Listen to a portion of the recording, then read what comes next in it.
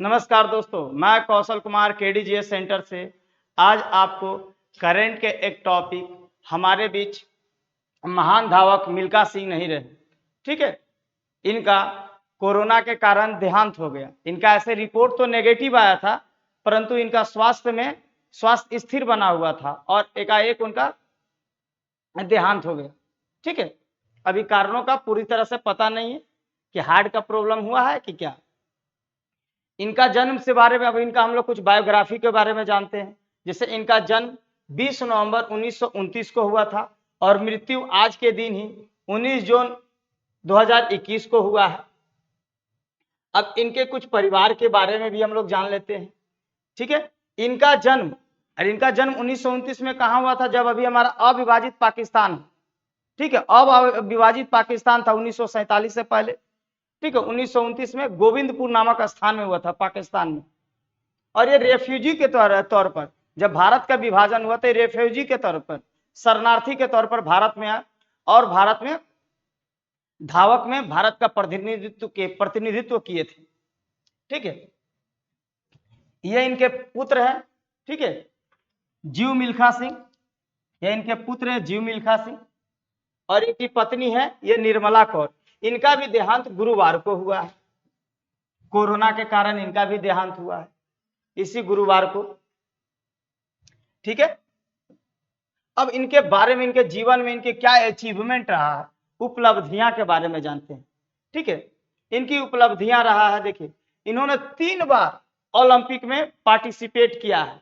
सबसे पहले 1956 में मेलबर्न ओलंपिक में, 1960 के रोम ओलंपिक में और 1964 के टोक्यो ओलंपिक में।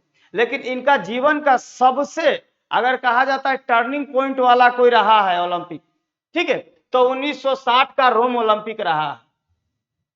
1960 के रोम ओलंपिक में 1960 के रोम ओलंपिक में ये मात्र 0.1 सेकेंड से पीछे रह गए थे।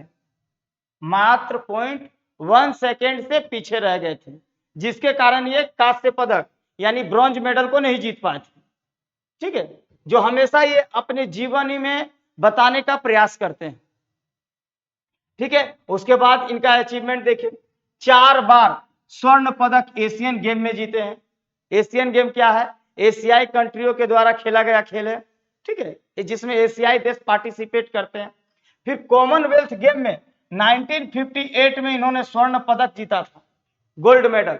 अब कॉमनवेल्थ गेम तो आप लोगों को जब पता ही होगा ये क्या होता है। तो कॉमनवेल्थ गेम, इसमें जो देश पहले पूर्व में कभी ब्रिटेन का गुलाम रह चुका है या कॉलोनी उपनिवेश रह चुका है, वो देश इसमें पार्टिसिपेट करते हैं। ठीक है, ठीक है, लेकिन अमेरिका भी इनका गुलाम रह चुका है, लेकिन अमेरिका क्या करता है, इसमें पार्टिसिपेट नहीं करता, क्योंकि वो दुनिया का सबसे पावरफुल कंट्री है, तो इसमें पार्टिसिपेट नहीं करता है। ठीक है, ये देखिए लाल कलर से रंगा हुआ सारा देश, कनाडा है, इधर ऑस्ट्रेलिया है, इंडिया है, पाकिस्तान है, ठीक है, या बांग्लादेश, ये सभी देश इसमें पार्टिसिपेट करते हैं।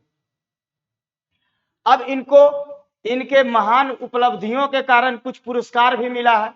जैसे इन्हें पद्मश्री पुरस्कार मिला है 1959 में, 1959 में इन्हें पद्मश्री पुरस्कार भी मिला है।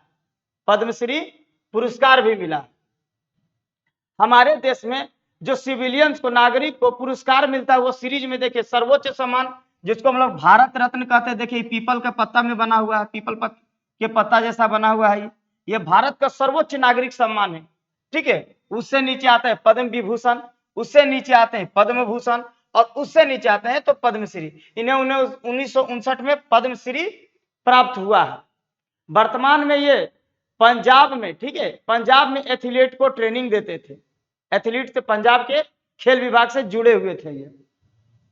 ठीक है, 2013 में ही इनके जीवनी के ऊपर फरहान अख्तर के अभिनय में, यानी ये एक्टर रहे थे और भाग मिल्खा भाग पिक्चर बना था। देखिएगा इनका कितना इंस्पिरेशनल स्टोरी है ना।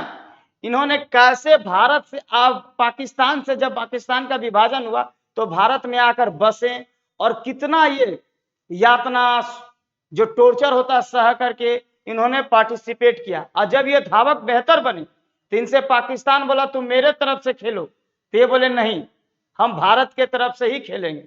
ठीक है, और इसीलिए इनको भारत में बहुत ही सम्मान से देखा जाता है, और ऐसे सम्मानीय व्यक्ति, ऐसे महान व्यक्ति का आज हमारे बीच में नहीं रहे हैं, और आज इनका देहांत हुआ है।